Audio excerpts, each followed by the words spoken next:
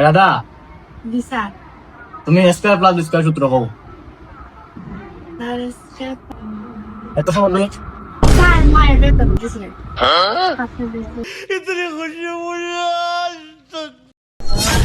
এই স্নেহা জি স্যার। তোর বেতন কই?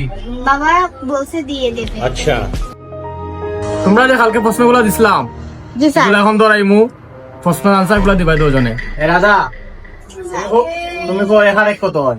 স্যার এখানে 4 ঠিক আছে লক্ষ্মী।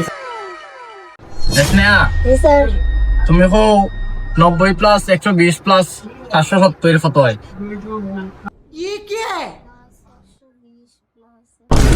করতে কিছু পারে না, পড়ালেখার নামে না, খালি খায় আর ঘুমায়। ঠিক আছে দাদা তুমি কো এলেটায় পড়ে গিতা স্যার এমন তো কোনো ওয়াই লেটার। দেখছো তো সুন্দর আনসার গুলো দিতেছে। স্নেহা জি স্যার। তুই এ থেকে জেড পর্যন্ত একসাথে কো। B C D E F G H I J K M N.